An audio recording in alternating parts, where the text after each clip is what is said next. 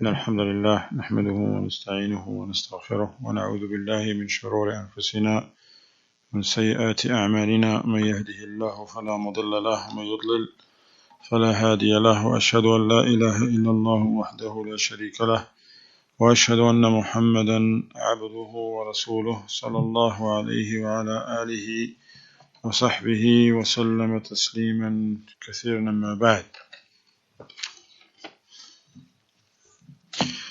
what we're going to do inshallah ta'ala, once again we're going to go back to the topic, the main topic of the seminar. Inshallah, we just had warning against the Khawarij, and Islam condemns the terrorist attacks and the like on the terrorists.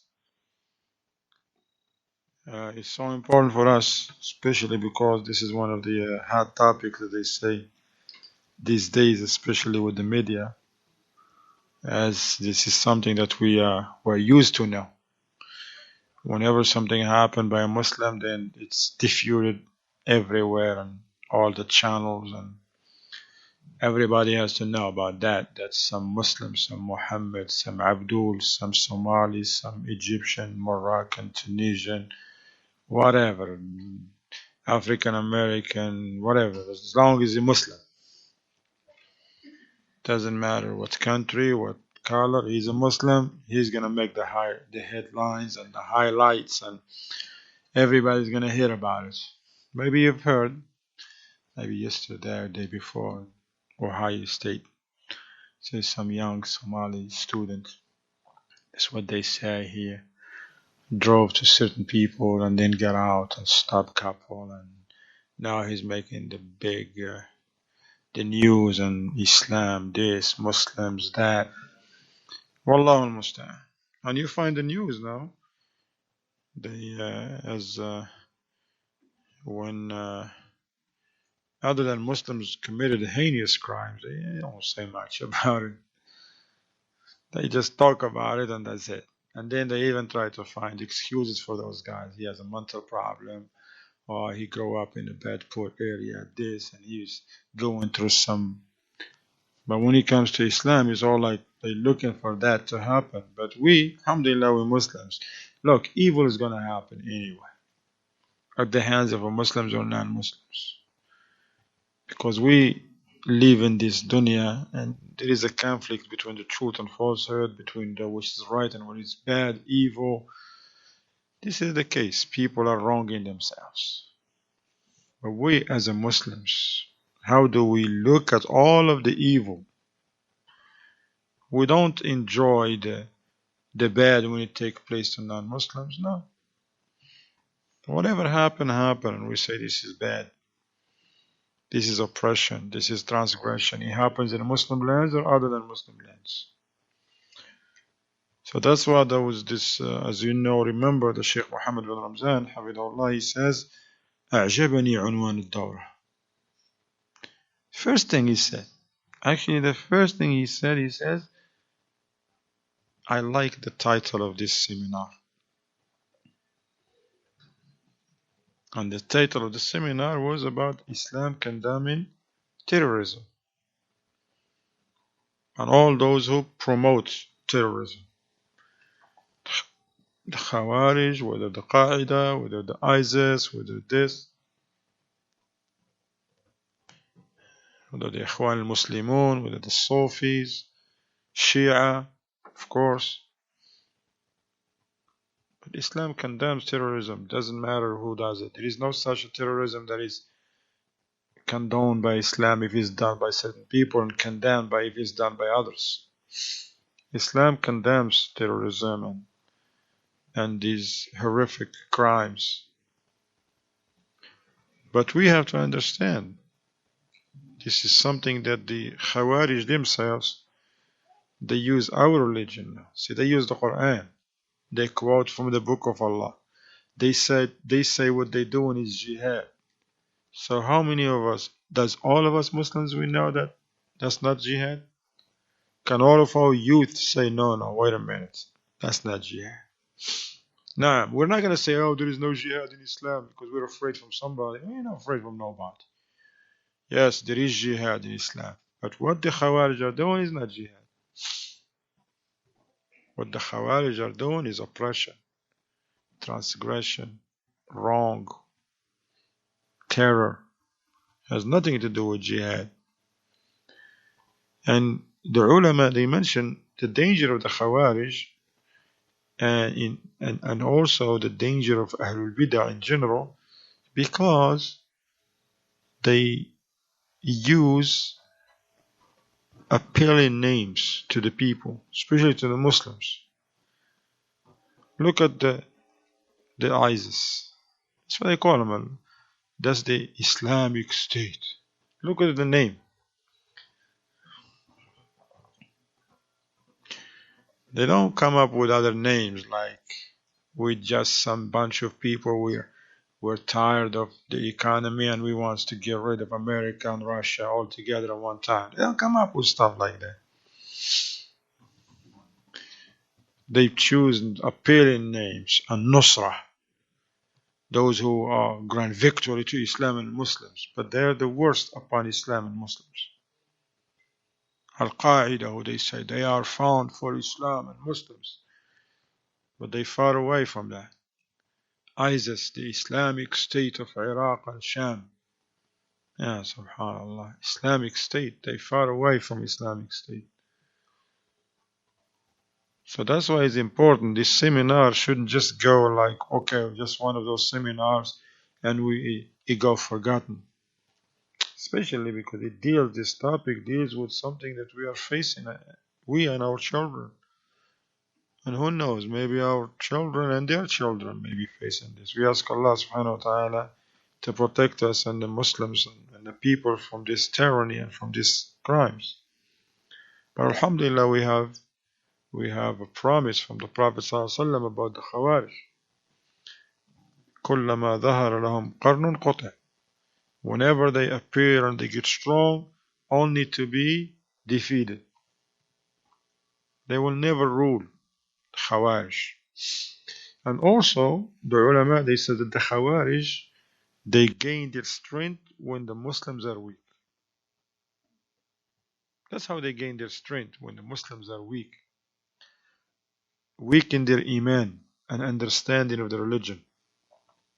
Because if the Muslims, they understand the religion, they're not going to fall for those tricks of the Khawarij. They see what they do and they're like, well, can I join you?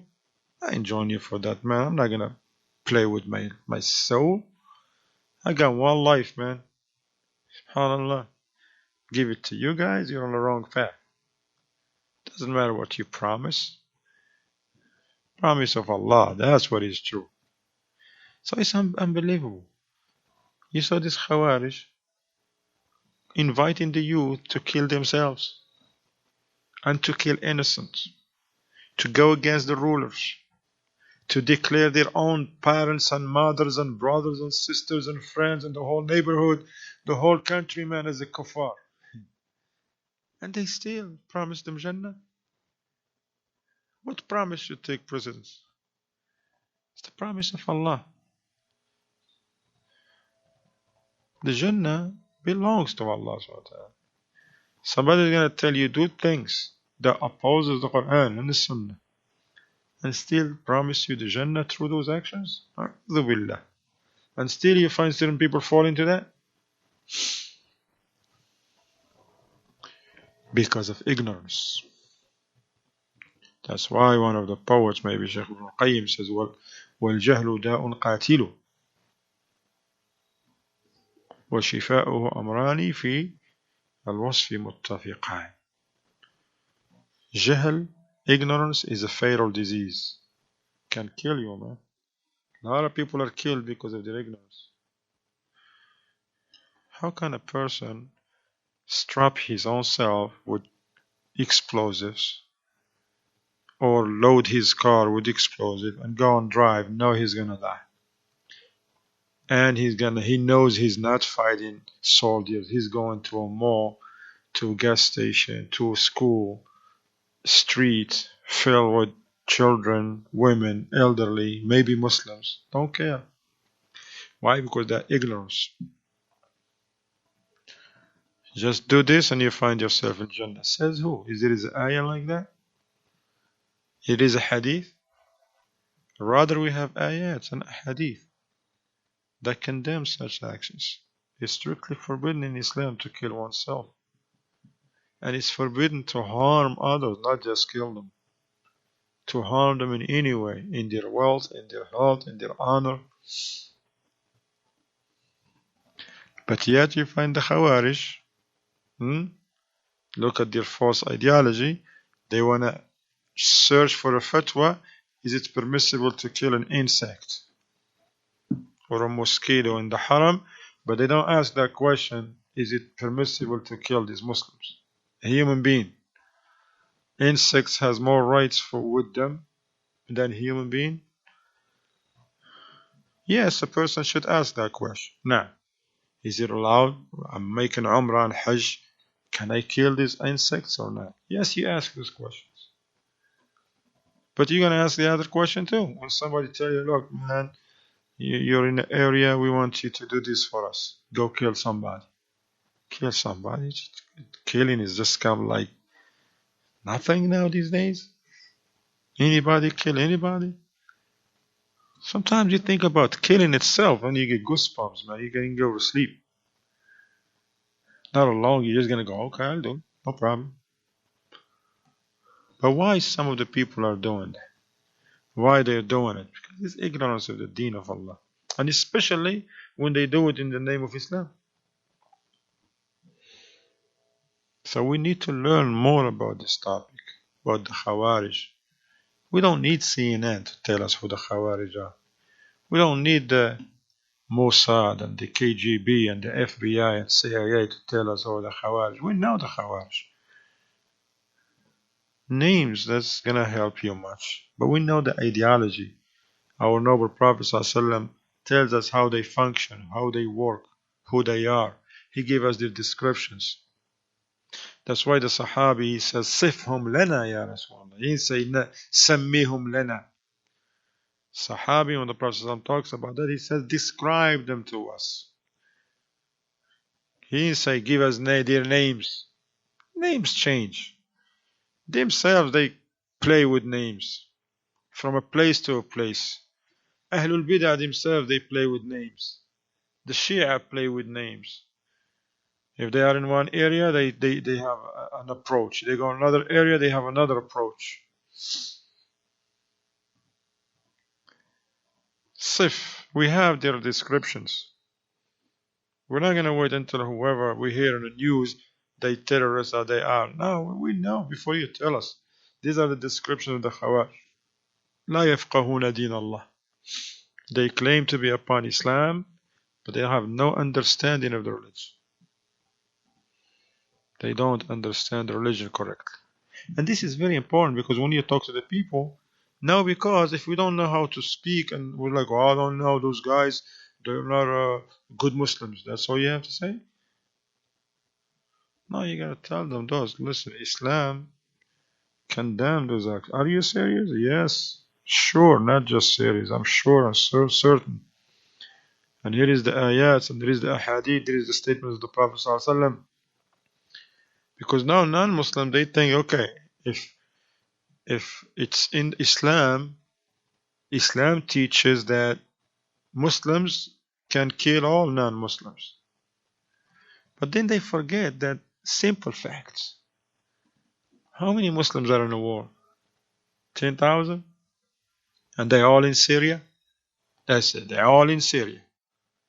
They all right there with ISIS. There's no Muslims in China or Russia or Africa or America or South America or Australia. No Muslims. They're all 10,000 and they're right there in Syria now. That's it. Yeah, there's like 2 billion Muslims all over the place. Why not all of them are killing people? Why not all of them are, if this is what their religion teach them, why they're not killing their neighbors? Why those brothers became Muslim didn't kill their own families? We have people in Saudi talking about those two twins who killed their own mother. To know how vicious and how bad and dangerous this ideology of the Khawarij. Can you imagine? Two teenagers killed their own mother. The mother that took care of them and still taking care of them, they live in her house. But somebody get into their mind and tell them, no, no, your mother is a kafir, she needs to die. How can someone kill their own mother? You can't even insult your own mother. That's, subhanAllah, that's, I don't know how someone who even raised his voice in front of his mother, how can you dare do something like that? Not alone kill her? Cold blood? She wasn't on a what do you call it, a hunting trip, and they mistake her for a deer, like their mother. Eh, at home, they planned for it with cold blood because of this ideology of the Khawarij. These Khawarij, they killed the best of the people, man. They killed the Sahaba of the Prophet ﷺ. If you wonder, they killed Uthman. They say he's no good. This man who the Prophet ﷺ said about him, ما ضر عثمان بعد اليوم. When Uthman radiallahu anh, he gave a lot of charities, and from that when he also bought the Bi'r Roma, the Prophet ﷺ witnessed for him. He says, nothing will harm Uthman after this day. Nothing, whatever he does, nothing will harm him. That's it. And Mubashshar bil Jannah, given glad tidings for Jannah, a man that the Malaika are shy of him. The Prophet ﷺ was shy of him. And Khalifatu Rasulullah ﷺ, the only man in humanity, in the history of the human being, that married two daughters of one prophet. But the Khawarij say what? Kafir. No good. This man has to go. And they did it. They planned and plotted and killed him. In his house. In front of his wife. That she tried to protect her husband, they struck her hand, chopped her hand. Don't care. You think they says, oh man, his wife is here. Ah, this is something between us and him. No, we come back again. Yeah, right. They don't care. And they killed Ali. And they were planning to kill Muawiyah and Amr ibn al-As.